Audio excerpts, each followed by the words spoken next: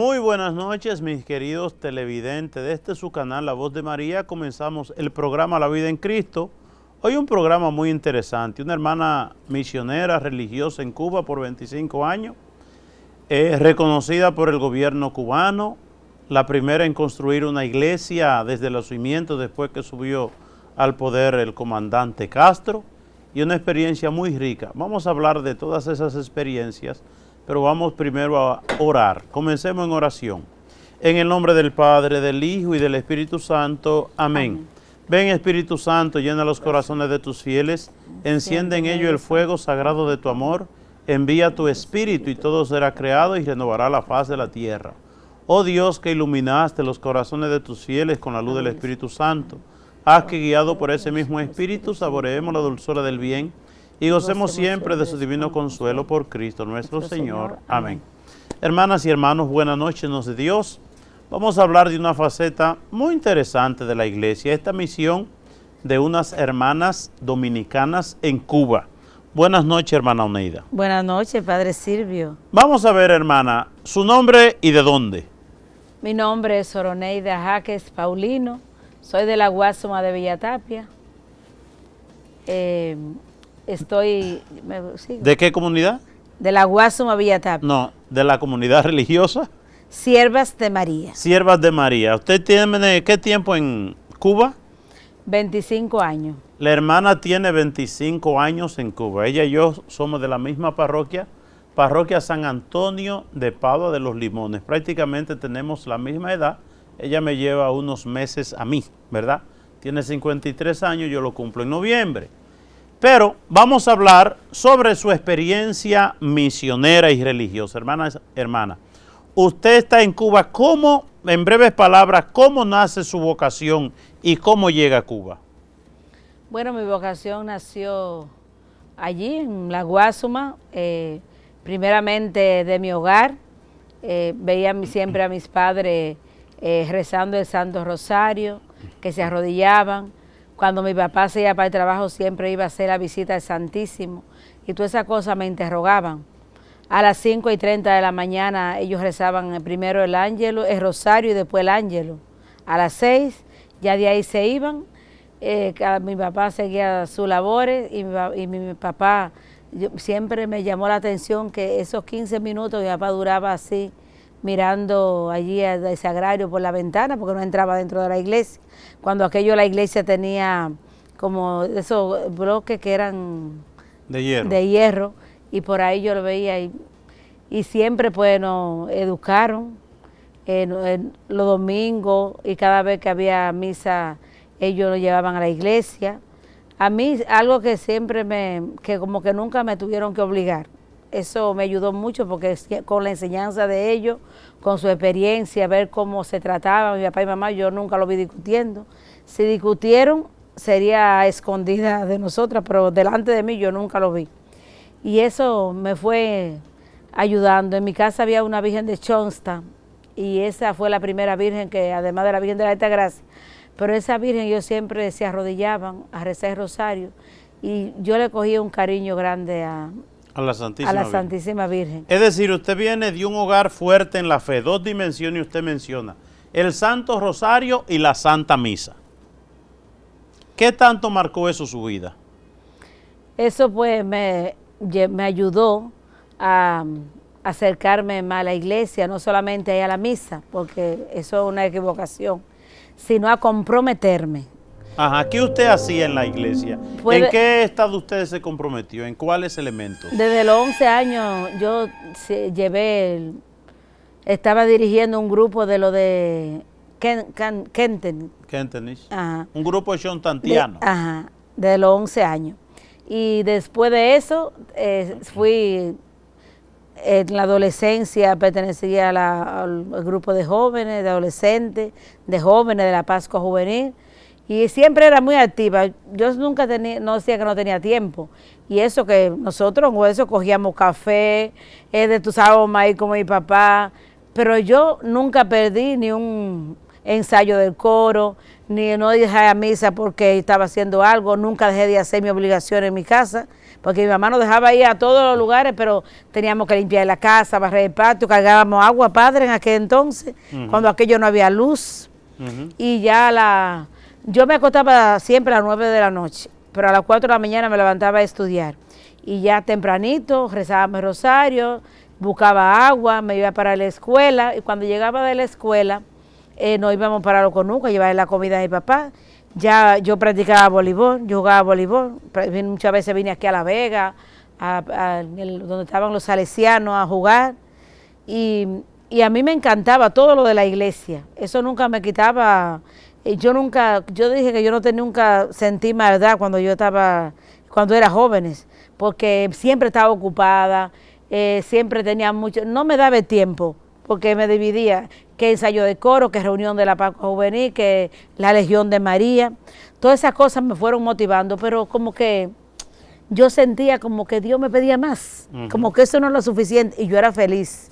Yo fui muy feliz durante mi juventud, durante mi adolescencia, me sentía comprometida y veía que todas las religiosas me seguían, me invitaban, y tenía como un poco de miedo. Visitaba muchas, pero cuando llegaba a mis casas, bueno, ya como que me olvidaba.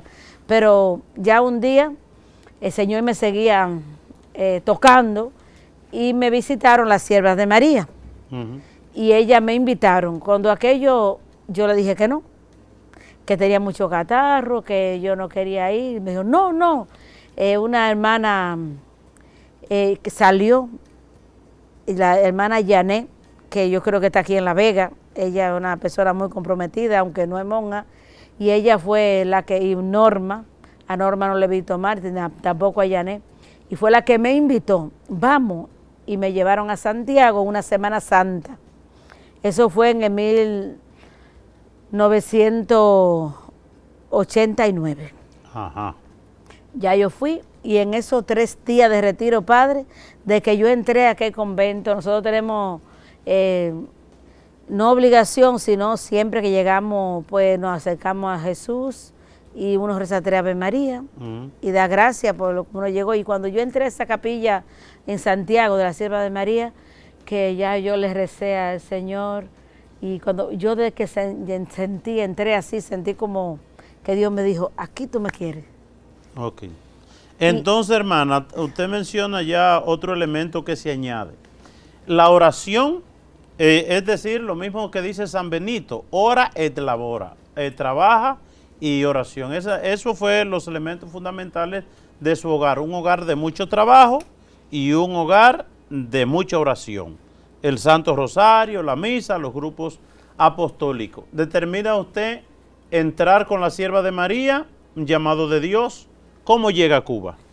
Bueno, ya cuando yo fui a Cuba en el 1995, cuando terminé ya mi juniorado intensivo, en esos días murió mi abuela, yo estaba en Ay Bonito, porque cuando aquello, padre, había que durar 3 meses para que le dieran la visa para uno entrar a Cuba. Y en esos 3 meses me mandaron a Ay Bonito, estaba de superior la hermana Ana. Ay Bonito, eso fue en Puerto Rico. En Puerto Rico. Y en eso murió mi abuela y me dejaron venir aquí 19 días y casualmente me llegó la visa. Y ya me esperaba aquí la madre general, Clotilde Cueva, que ya murió, estaba aquí en La Vega, y ella me recibió y ya me dijo que podía estar unos días en mi casa. Cuando aquello, las junioras no iban a su casa todavía. Me dejaron ir por lo de mi abuela y porque me iba a Cuba. Y ya llegué a Cuba, fuimos 4 hermanas a Cuba, 3 de voto perpetuo, ya que habían hecho su voto perpetuo, y la única juniora era yo. Que no había hecho votos perpetuos. Perpetuo, acababa de salir, y allí fue donde yo aprendí mucho, porque en Cuba, pues, a pesar de las situaciones, pues, los enfermos siempre han sido muchos y con mucha necesidad, y nosotras las jóvenes, aquel entonces, era la que íbamos a los hospitales, porque había muchas mayores. Cuando yo entré ese día... Vamos un momentito. Que la gente sepa primero, las Siervas de María, su comunidad, se dedican al cuidado de los enfermos, ¿verdad? Eso. Y una de las cosas en las misiones que hice a Cuba, o que he hecho a Cuba, es la gran cantidad de monjas dominicanas. Pues allí usted me decía que hay alrededor de 50 monjas dominicanas. Sí, nosotros las siervas somos 8. Son primeramente de las... ¿Habrá una comunidad más grande que la de ustedes? Yo pienso que la comunidad más grande que hay en Cuba son las siervas de María. Sí, las que tenemos más casas. Las que tienen más casas. Entonces, ¿a qué se dedican? ¿Ustedes se dedican a los enfermos? ¿Cómo y qué hacen ustedes con los enfermos allá? Bueno, nosotros somos enfermeras, como muchos lo saben, y nosotras entramos a las 8:30 normal. Esa es la hora que, pero ahora, como estamos en pandemia, pues vamos a las 7:30 en Cuba. 7:30 de la noche. Ajá, y salimos a las 5:30 de la mañana. Toda la noche ustedes están con los enfermos. De domingo hasta amanecer al sábado, todos los días. Todos los días están con los enfermos la noche entera. Una de las cosas que me enseñaron una monja allá es la lamparita que de un lado, ¿verdad? De un lado tiene algo para que no alumbre la cama donde esté el enfermo, para que el enfermo duerma, y del otro lado irradia la luz y ahí las monjas pasan la noche tejiendo, bordando. ¿Qué hacen ustedes durante la noche entera mientras el enfermo duerme? Orar, nosotros hacemos una hora de oración, uno puede hacer más, pero por constitución tenemos una hora en la visitencia y media hora en la casa, eso es diario. Y rezamos rosario, hacemos nuestra lectura espiritual, uno lleva siempre alguna labor, que es rosario, que es símbolo, que todas esas cosas, bordamos manteles. Ok, tengamos nosotros en cuenta, a mí me impresiona tantas monjas que yo vi en Cuba, de las siervas de María que se dedican a los enfermos. No sé la influencia, estos grandes titanes de la historia de la iglesia, estos santos, San Camilo de Leslie, San Juan de Dios y San Benito Cotolengo, ¿verdad? Que ellos fue prácticamente que comenzaron en grande. Esa dimensión misericordiosa y apostólica, ¿verdad? Con los enfermos. Su fundadora, ¿quién es? Santa María Soledad Torres Acosta. ¿Y cómo conoce usted un poquito cómo surge esa vocación de ella para hacer una congregación que se dedique a los enfermos? Atención a eso que dice Jesucristo, que lo que hicieron con un enfermo, con él lo hicieron. Estuve enferma en visitas, ese es el título de nosotras, pero en el 1851 fue que se fundó nuestra congregación en Madrid, España. Entonces, en aquel entonces, había muchos enfermos tirados en la casa, porque especialmente en la casa. Nosotros vamos a los hospitales, no por constituciones, sino porque la necesidad que hay ahora. Pero cuando se fundó, era especialmente a domicilio. La Santa Madre, ella vio tanta necesidad, mucha necesidad que había en aquel entonces. Y entonces había un sacerdote, el padre don Miguel Martínez Sáez, y él pues fue a ver a la madre, porque ella había ido a otras congregaciones y no sé, que no la aceptaban, no sabíamos por qué, porque parece que Dios la quería para nosotros. Y reunió muchas personas en el barrio y le dijo la necesidad que había, pero todo el mundo se alarmaba porque decía que una monja salía por la noche. Y fue un escándalo en aquel entonces que dejó una monja estuvieran toda la noche fuera de su casa. Pero como era obra de Dios, el instituto empezó, hubo muchas dificultades. La casa madre está en Madrid y allí fue la primera casa y después se fue extendiendo, que en este momento estamos en 26 países. En 26 países. Ajá. Hermana, vamos a un momento muy especial que es la construcción de la primera iglesia que se hace en Cuba desde los cimientos. Después que subió Fidel Castro al gobierno, la construyó la hermana Oneida. Oigan bien, la primera iglesia que se construye en Cuba desde los cimientos la construyó la hermana Oneida. ¿Cómo surge de la idea de esa iglesia?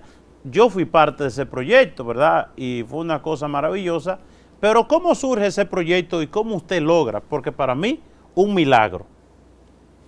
Pues padre, así mismo es. Para mí también, eso fue un milagro de Dios. Y yo por lo menos pienso que no ha hecho nada, ni creo que ha hecho nada. Todo eso yo lo veo como que fue Dios que me puso en ese momento venir aquí. Me estuve reunida con usted, le dije el proyecto que teníamos, porque ya habíamos hecho otro proyecto, pero teníamos necesidad de eso. Es decir, en ese momento yo estaba en los Estados Unidos y allá usted fue, ¿verdad? Yo creo que fue que yo le invité o no sé. Sí. Y yo le dije, venga aquí a los Estados Unidos, y allá la hermana me planteó el proyecto de esa iglesia. Y entonces, pues, cuando ustedes fueron, ustedes ven que todavía estaba todo, nada más estaban, ni se había pedido permiso. Y todo el mundo, no, que no te van a dar permiso, porque hacía 25 años que no, que muchas hermanas hicieron esa gestión de que hacer esa iglesia, pero nunca, nunca ni había el arquitecto, ni tampoco el permiso del gobierno lo daba.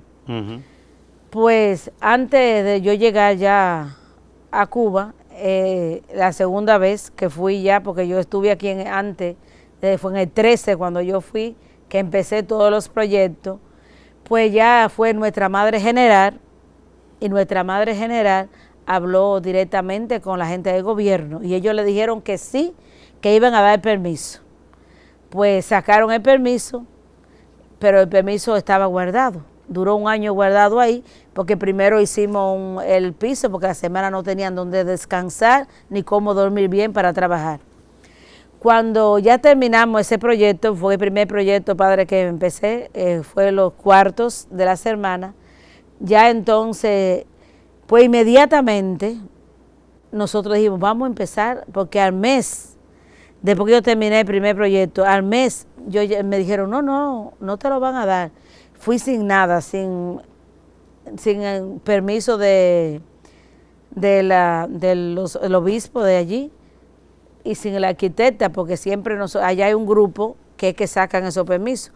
Pero yo me presenté sola y le dije la necesidad que teníamos. Y al mes nos dieron ese permiso. Y inmediatamente, pues ya nosotros seguimos pidiendo ayuda, gracias a usted y a todos los misioneros, porque la ayuda que nos dieron a Advenia era muy poquita. Eran pues 2 veces, una vez nos dieron 15,000, otra vez nos dieron 16,000, que son dólares o euros. Dólares. En euros siempre subía un poquito, pero eso no nos daba para nada. Entonces fue cuando yo le pedí, padre, la ayuda a ustedes. Con permiso también yo hablé con la madre provincial y le dije lo que iba a hacer. Pues sabe que nosotros pues tenemos voto de obediencia y no podemos hacer nada a escondida. Y la madre provincial me dio el visto bueno. Cuando me dio el visto bueno fue cuando lo recibíamos allí. Y empezamos esa iglesia con mucho trabajo, con mucho sacrificio. Muchas hermanas, pues cuando llegan a esa iglesia, pues lloran, porque ven que fue un milagro de Dios. Porque eso por obra humana, eso no podía ser, porque el Padre vio los cimientos, mucha gente, personas que nunca creían, y personas que jamás creían ni en Dios, cuando vieron ese templo que está en aquel campo, porque Holguín es un campo, alaban cada día a Jesucristo, porque ven que eso no fue obra humana.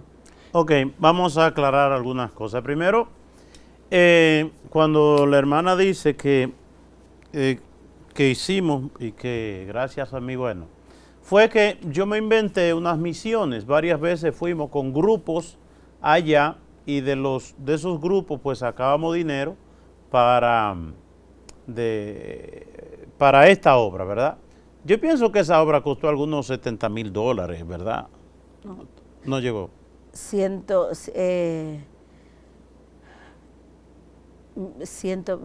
Como 175,000. 175,000 dólares.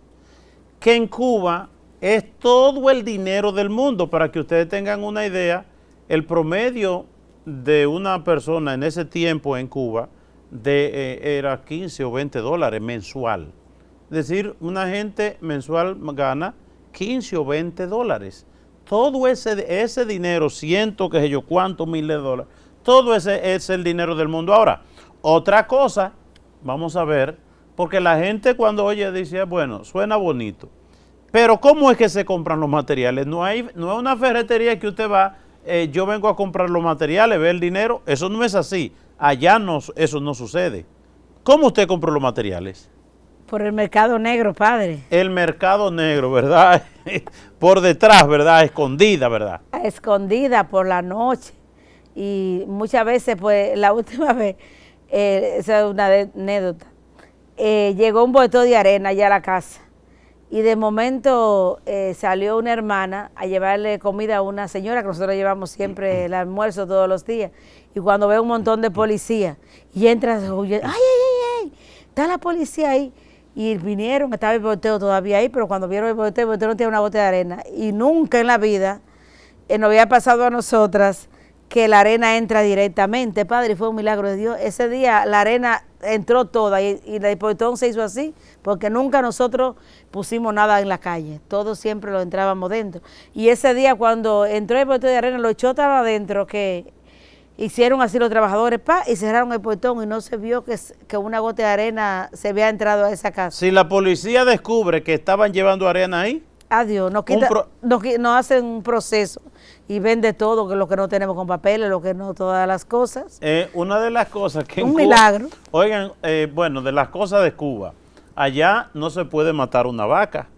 Si usted mata una vaca y lo encuentran comiendo carne de vaca, ¿le echan cuánto? 5 años de cárcel. 10 y 15. 10 y 15 años de cárcel por usted estar comiendo carne de vaca.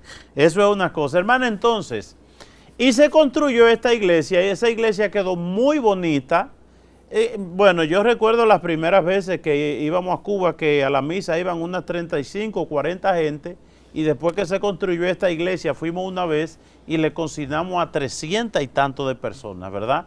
Eso creció y como la fe latente, ¿verdad? En ese pueblo donde se quiso opacar y que se destruyera la fe, el comunismo es así.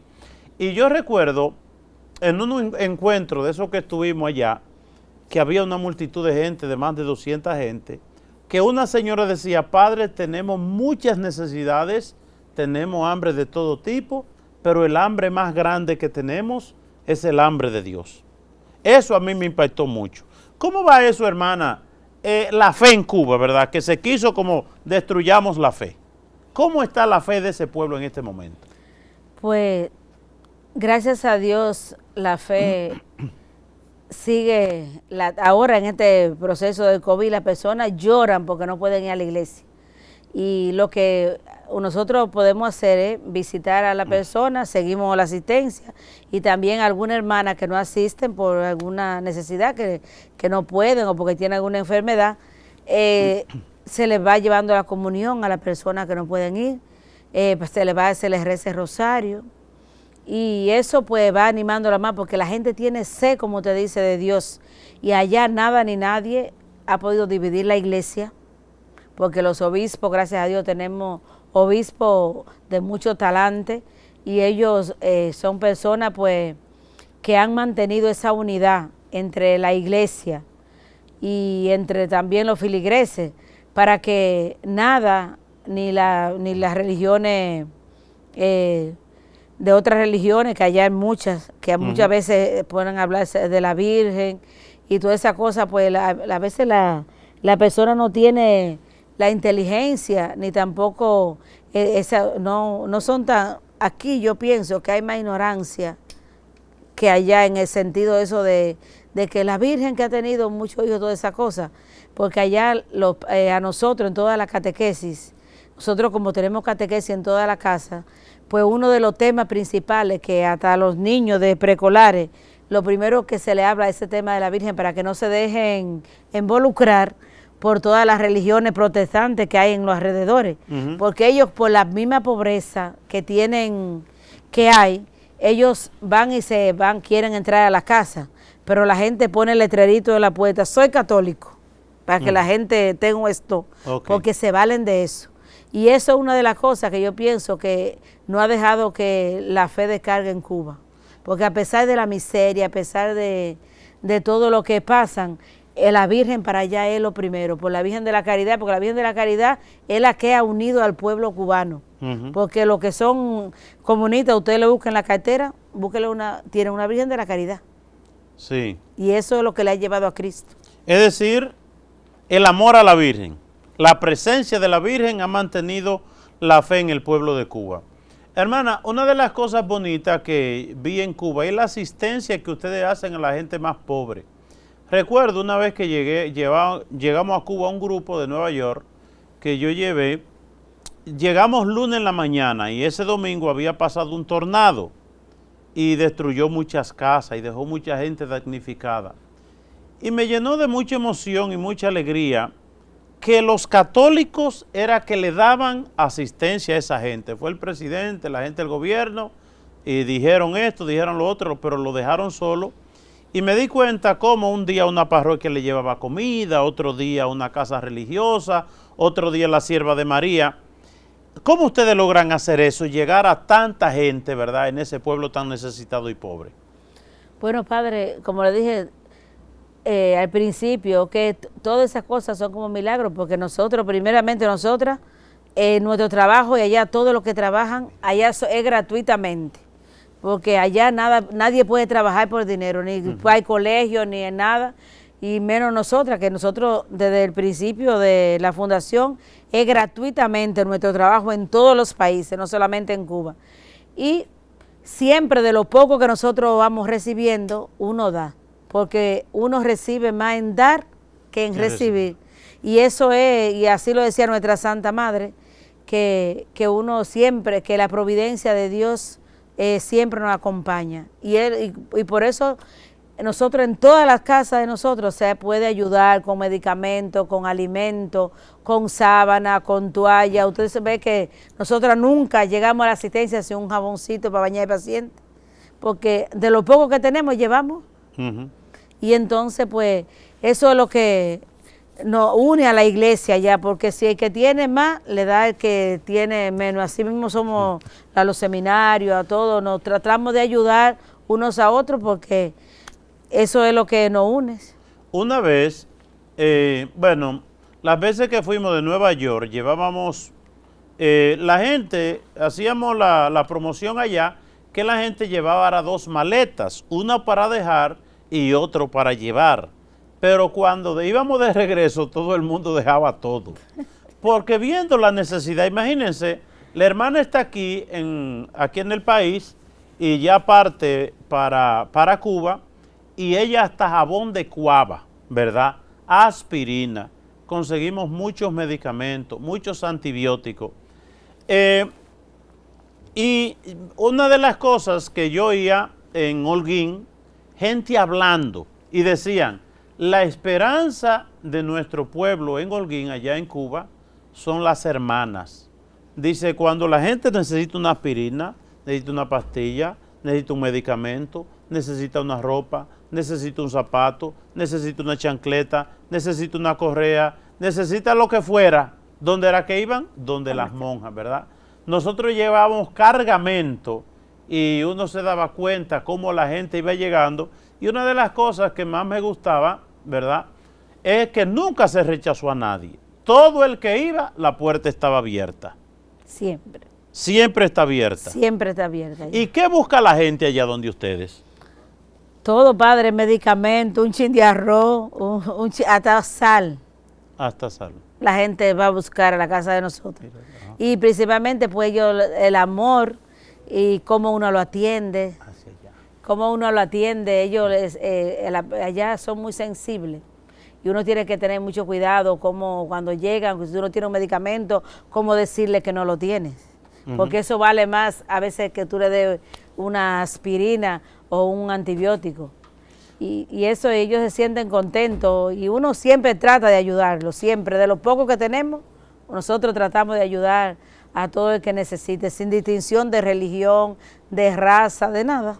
Para que ustedes tengan una idea, en este momento, un saco de arroz en Cuba cuesta alrededor de $300, cuando el sueldo de una gente es de $20. Oigan, el saco de arroz cuesta $300 y una gente mensual al mes gana $20. Y a veces la gente tiene el dinerito y anda buscando una libra de arroz y no lo consigue. Y otra de las cosas que hacen las hermanas es que mensualmente preparan lo que ellas llaman una java. Una java es una funda, ¿verdad? Con un poquito de jabón, con un poquito de arroz, con un poquito de habichuela. Aceite. Un poquito de aceite. ¿Dónde hacen eso? ¿En cuáles casas? ¿Es en todas las casas que ustedes tienen o es solo en alguna allá en Cuba? No, en las 4 casas de la Sierva de María se preparan jabas. Y también, y los comedores, como les dije, que se han dejado, en toda la parroquia se daba desayuno y se daba almuerzo a nivel del país entero en Cuba, de toda la iglesia. Y en estos momentos difíciles se han tenido que suspender. Porque dice la hermana que en 25 años que ella lleva allá en Cuba, nunca había visto una situación tan crítica, tan difícil. Hermana, ahora con esto del COVID, del virus, ustedes que asisten a los enfermos, ¿han dejado ustedes de visitar a los enfermos por el virus? No, en ningún momento. Nosotros no hemos dejado ni un día de ir a asistir a los enfermos en ninguna de las casas de nosotros, ni tampoco de recibir a las personas que necesitan ayuda. Y hasta el momento en Cuba, ninguna sierva de María se ha infectado del COVID. Gracias a Dios. Una vez nosotros viajamos y yo tenía mucha ilusión porque iba a haber una monja que cumplía 75 años de monja. Y precisamente en esos días murió, pero hay una hermanita que nosotros conocimos allá en La Habana, que ella es la portera, ¿verdad? Sor María de Jesús. Sor María de Jesús, que ella está cumpliendo 75 años de monja. Y 93 de edad.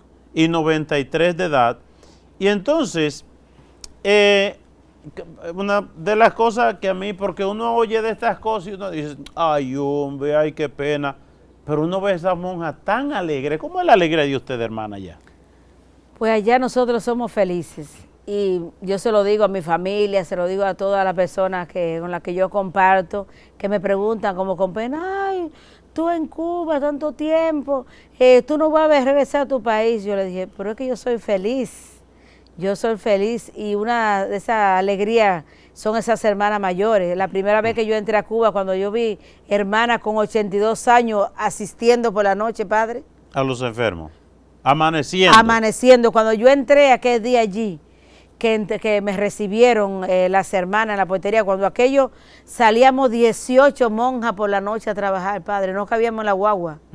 Y esa alegría que a mí me daba de ver esas hermanas mayores, y eso te motiva. Y a mí, yo le digo, yo fui feliz en mi casa, soy feliz ahora y en Cuba y donde quiera que me mandan, y no me importa que me cambien para aquí, que me lleven para allí, porque yo lo que quiero es dar mi servicio. Y ahora, como le decía en estos momentos, cuando más feliz me encuentro, porque estoy de lleno con los enfermos. Yo ahora no tengo ninguna responsabilidad y es toda ninguna la noche. Responsabilidad administrativa, ¿verdad? Siempre tuvo responsabilidad administrativa, donde quiera que ha ido, ha dejado casa. En Holguín dejó una iglesia bellísima, la iglesia más moderna, Camagüey, ¿verdad? La única iglesia nueva en los últimos quizás 70 años, allá en Cuba y todo ese mundo de cosas. Lo que ella dice cuando dice no tiene responsabilidad administrativa, es decir, que está de lleno atendiendo a los enfermos. Gracias a Dios. Ajá. Y, hermana, una cosa, ¿no se le hace larga la noche con un enfermo de 7 de la mañana a 5 de la mañana? De 7 de la noche a 5 de la mañana. Ay, no, padre, y ni sueño a uno le da. Ni le da sueño. Uno si duerme bien, yo trato de descansar bien. Ya a las 12 me di eso, que yo siempre me gusta. ¿Qué horario tienen ustedes de dormir? De 12 del mediodía hasta, cuando no era de COVID, hasta las 7 de la noche. Ajá. Ahora nos levantamos a las 6. Usted duerme todos los días de 12 del día a 6 de la tarde. Y de ahí se van a poner los enfermos y amanecen con ellos. Y cuando llegamos al otro día a hacer los oficios de la casa, nos acostar. ¿Y cómo es la respuesta de la gente, por ejemplo, de esos enfermos? ¿Verdad? Su sentido de agradecimiento con ustedes. Mire, padre, no hay palabra para decirlo. Ahora en estos momentos nosotros tenemos una persona que fue la asistente de Fidel Castro. La asistente de Fidel Castro. La estamos cuidando nosotros allá, a ella y al esposo. Y ella cuando nosotros estamos dice que cuando descanse, cuando duerme, porque se siente que tiene paz. Y esa gente nos tratan a nosotros con una delicadeza. que uno se queda impresionable, uno sabe que la obra es de Dios. Una pregunta, pero vamos a ver.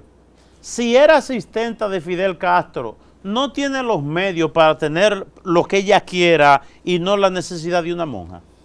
Una pregunta. Pero, padre, que yo siempre, por lo menos yo he tenido esa suerte, y para mí yo lo veo como una suerte. Yo desde que llegué a Cuba siempre he cuidado muchas autoridades del gobierno. Ajá. Porque ellos nos buscan a nosotros, porque ellos se sienten seguros. Por eso ellos nos admiran, porque ellos valoran, porque ya ellos lo han palpado. Ellos valoran nuestro trabajo. Hermana, okay, vamos a hablar un caso para mí rarísimo. Hoy, un caso raro es un gobierno, ¿verdad?, comunista, ¿verdad?, marxista, que de iglesia y de religión absolutamente nada, y a usted el gobierno le dio un reconocimiento cuando cumplió 25 años. Hábleme de esos reconocimientos. ¿Cómo surgió eso y de dónde vino? Porque yo no entiendo nada. Bueno, el que me lo llevó fue la esposa de que hasta en todos los lugares allá hay uno que atiende de asuntos religiosos. Está Caridad Diego, que es la máxima autoridad, pero ella tiene en cada provincia uno que los representa. Y ese que representa se llama Carlos, es un hombre que el mismo obispo le decía, ay, a usted no le pega eso. Yo le dije, el obispo dice que a usted no le pega ese trabajo. Dice, ¿de verdad que el obispo dice eso? Y yo, sí. Es decir, ¿el trabajo de qué? Bueno, de estar con el gobierno. De estar en el gobierno, y es que tiene que un permiso con nosotros, todos los permisos para nosotros. Era a través de él. Es a través de él. Ajá. Pero hay, padre, yo, mi experiencia personal, yo pienso que ellos son por la cercanía que uno tiene con ellos, porque cuando ellos se enferman, cuando tienen una necesidad, nosotros somos los primeros que llegamos. Y eso toca el corazón. Y yo pienso que... Era una persona, el obispo lo vio muy noble y muy santo como para que estuviera de ese lado del gobierno, ¿verdad? Sí. Y entonces, ¿cómo se da el reconocimiento?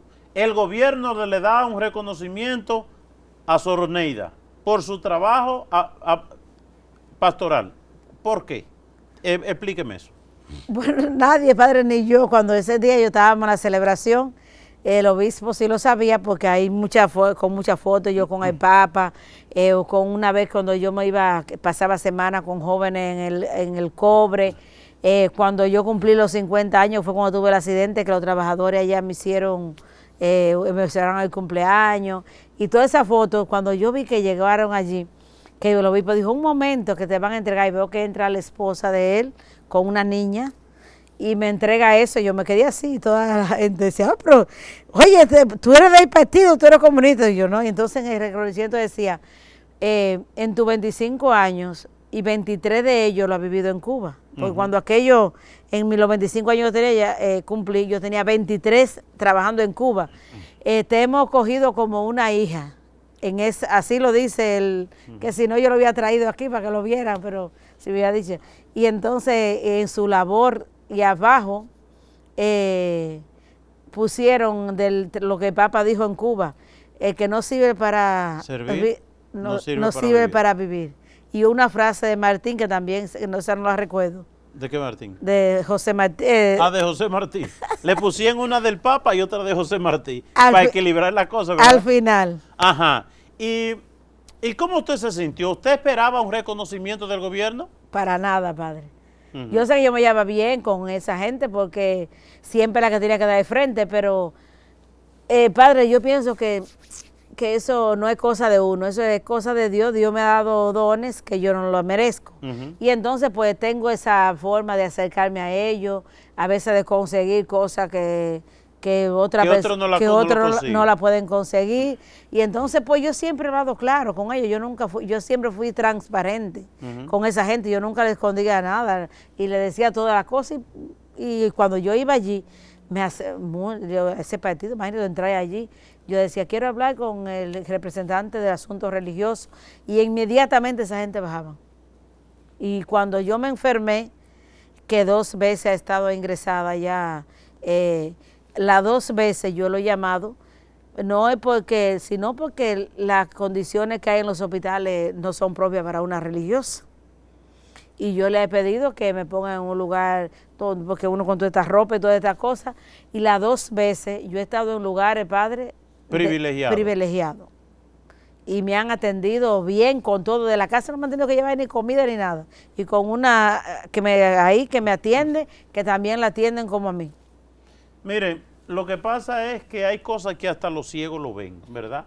Es decir, aquí cabe esa expresión, hasta los ciegos ven el trabajo y de alguna manera la presencia de Dios en Cuba a través de ustedes, ¿verdad? Que es una cosa que, bueno, eso, vuelvo y repito, eso para mí es muy importante, que el gobierno reconozca el trabajo de ustedes, ¿verdad? A nivel pastoral.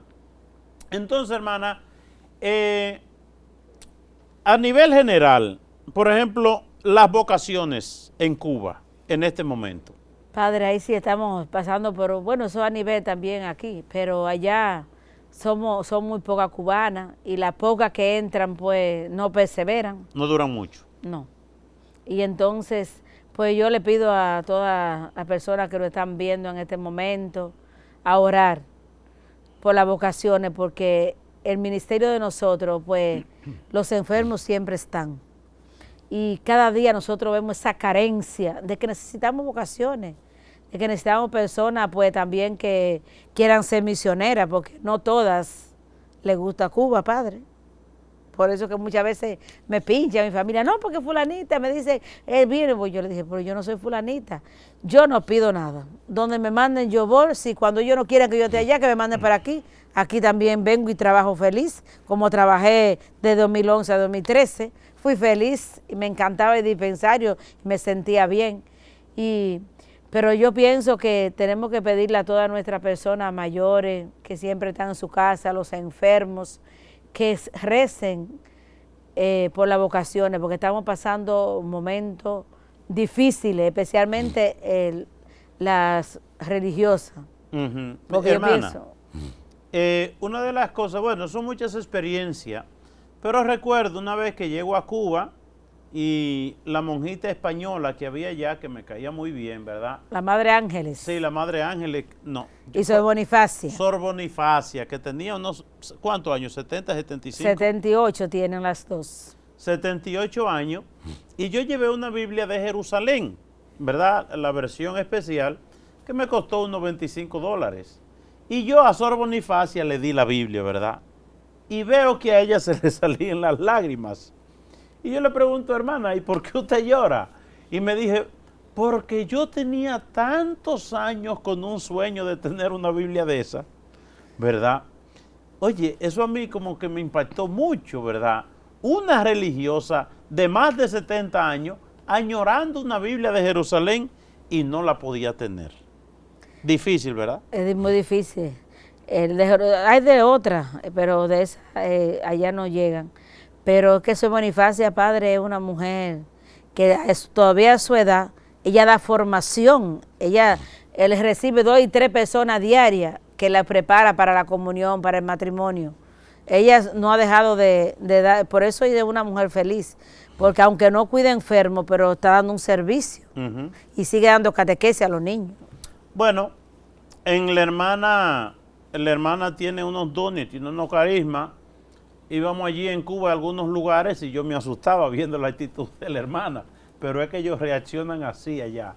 Así es que funcionan las cosas. Entonces, hermana, me da a pensar a mí su experiencia, lo de Jesucristo. Que Jesucristo nació sin nada, vivió sin nada y murió sin nada. Y es el hombre más grande. Cuando estamos en una sociedad donde se piensa la alegría y la felicidad en función de tener. Y entonces cuando usted me dice que usted es feliz allí, con todas esas carencias, con todas esas dificultades, ¿verdad? Con esa situación, ¿verdad? Que para uno, que no está acostumbrado a ello, para uno es difícil. Entonces, pero una cuestión general, es decir, yo viendo esas monjas allá, muchas monjas, y todas felices y contentas, sin depresión, ¿verdad? Una de las cosas, ¿verdad? Sin depresión, sin amargura y sin medicamentos, ¿verdad? Y con lo que tenemos.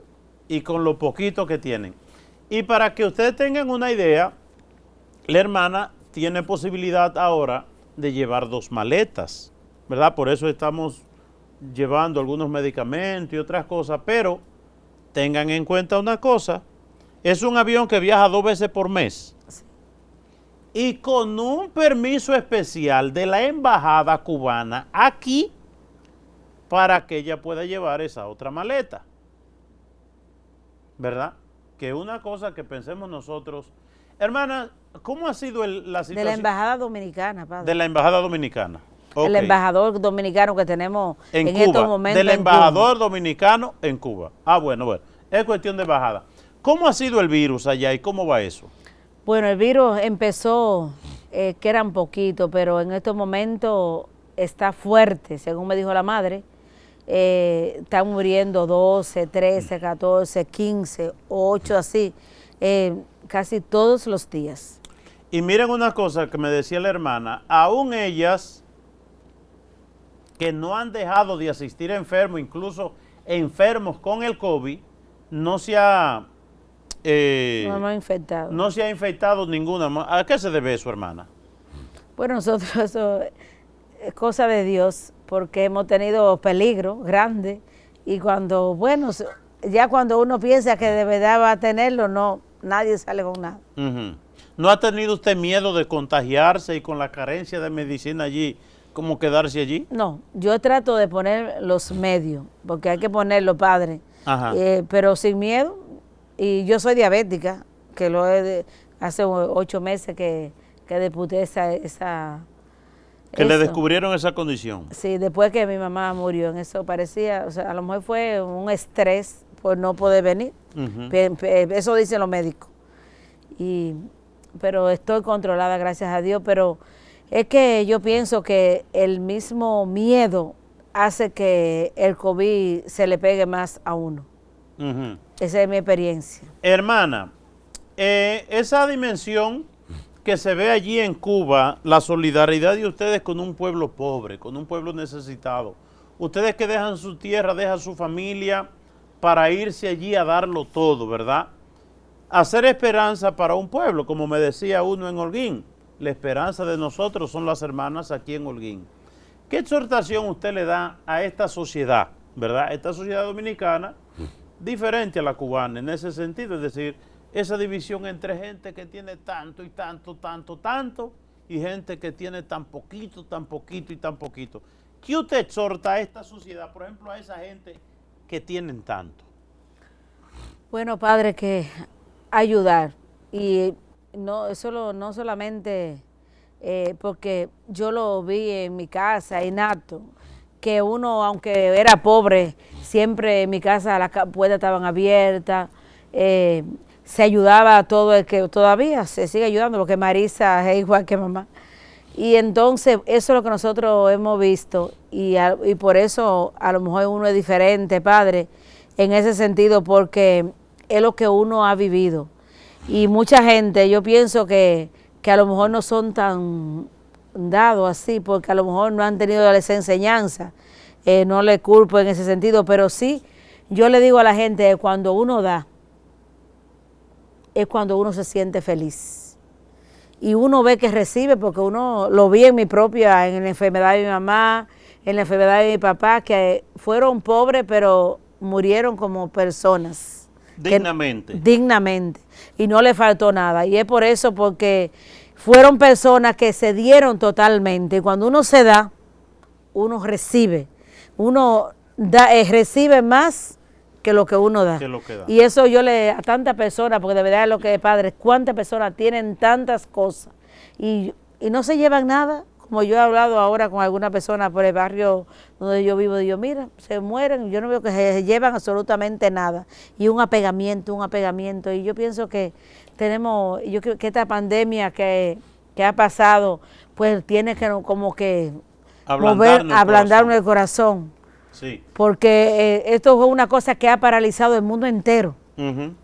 Y entonces y aquí no ha habido pobres y ricos, sino aquí una experiencia es que lo primero que se fueron los ricos. Y después atrás se fueron los pobres, pero... Y no quejarnos. Y no quejarnos, hermana. En ese sentido, no solamente dar, sino su experiencia. Darse, ¿verdad? Que ya en estos momentos finales... ¿Qué exhortación usted le da a los jóvenes? ¿Tienen miedo de entregarse? ¿Tienen miedo porque yo me quiero casar, porque yo quiero tener hijos, porque yo quiero disfrutar la vida, porque yo quiero... Y tenemos una persona aquí que en un ambiente difícil puede disfrutar de la vida haciendo el bien y se siente satisfecha, contenta y feliz, como usted mismo decía. ¿Dónde buscar la felicidad? Porque los jóvenes la están buscando donde no hay. Porque Dios es el único que nos llena, Padre. Todo lo demás es pasajero. Y por eso nuestros jóvenes están vacíos. Están vacíos totalmente porque buscan todo menos a Dios. Nunca tienen espacio para Dios. Y por eso tenemos la escasez de vocaciones, por eso tenemos la escasez de jóvenes comprometidos en la iglesia, por eso hay mucho matrimonio destruido, destrozado, porque lo buscan todo, pero su centro no es Jesucristo. Y cuando Jesucristo no es el centro, en cualquier donde tú te muevas, por eso la persona se siente vacía y entonces actúan como veleta y viven como veleta. ¿Cuánta tristeza uno percibe en los jóvenes de hoy? Que están viviendo como ellos quieren. Todo el sexo que quieran, todos los juegos, todos los vicios, toda la bebida, toda la cerveza, todo el ron, toda la droga, todas las cosas a mano y sin embargo buscando ahí y uno percibe que no han encontrado nada. Siguen buscando porque las modas no acaban, que el tatuaje, que los aretes, que esto, que lo otro, y uno no encuentra. Y sin embargo, yo veo a la hermana con una paciencia, una tranquilidad, una paz, ¿verdad? Cuando vive en un ambiente difícil económicamente, socialmente hablando. Y sin embargo, la paz de Dios, ¿verdad? Exhortación final para la familia, para que de la familia salgan vocaciones. En su casa trabajo desde las 5:30 de la mañana, rosario desde temprano, la misa los domingos, un trabajo hasta cargar agua, ir al conuco, detusar maíz, coger molondrones. Usted pasó por todo eso. ¿Qué decirle ya finalmente a los hogares para que tan confundidos que creen que ofreciéndole facilidad a los jóvenes pues van a estar mejor? Yo pienso que a los jóvenes, mientras más se les da, menos exigencia tienen ellos personal, porque no, los padres que se lo dan todo a los jóvenes son esos muchachos que le salen malcriados, que le gritan, rebelde, desobediente, todo eso. Yo pienso que a los jóvenes hay que exigirle.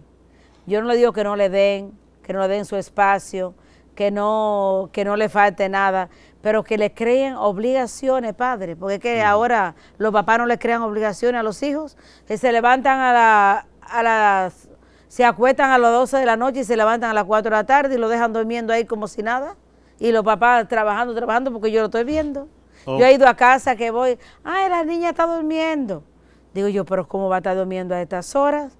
Levántenla para que le ayuden, porque después lo que crean parásitos en la sociedad. Después se quejan que no sirven para nada. Son parásitos porque no le dan obligaciones, porque a mí me dieron obligaciones. Y quizás, por eso soy yo. Y quizás eso levantarla a las 5:30, llevarla al conuco, que cargue el agua, es decir, que ese sacrificio Dios la forjó en ese hogar para que pueda entonces cumplir en Cuba. Porque si usted ve así, ñoñita y toda la cosa, sale corriendo o le da una depresión que allí se muere.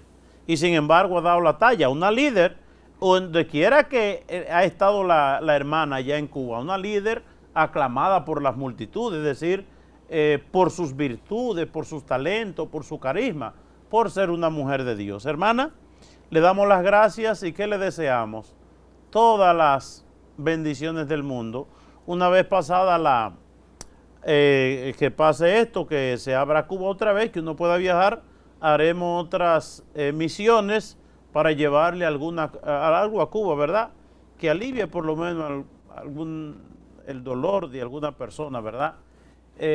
No se siente tan bien cuando uno puede ayudar y uno puede hacer algo. Y yo le doy las gracias también que me abrió las puertas del Cuba cuando usted viajó allá a los Estados Unidos y nos pidió ayuda para esa iglesia, ¿verdad? Y nosotros, bueno, Dios pudo hacer algo también a través de nosotros. Y gracias a Dios, y es lo que queda en el haber. Al final lo que queda es lo que uno hace, ¿verdad? No lo que uno dice. Es decir, estas obras de bien, cuánta gente con dinero guardado dañándosele, que al final todo se vuelve nada, ¿verdad? Cuando hay tantas necesidades. Una oportunidad para hacer el bien, ¿verdad? Una vez pasado esto, pues armamos un grupo a Cuba, sino de aquí, pues de los Estados Unidos. Gracias. Bien, hermanas y hermanos, hoy hemos estado con ropa un poquito casual, ¿verdad? Porque esta conversación con la hermana, pues algo muy de Dios, algo muy espontáneo, algo no muy preparado, sino de las cosas espontáneas que salen. Dando gracias a Dios por todo, por su vocación, somos de la misma comunidad, de la misma parroquia. Que por intercesión de la Santísima Virgen María y todos los santos, el Señor les colme de sus bendiciones, en el nombre del Padre, del Hijo y del Espíritu Santo. Amén. Siga con su canal, La Voz de María, que es su mejor compañía. Pasen buenas noches.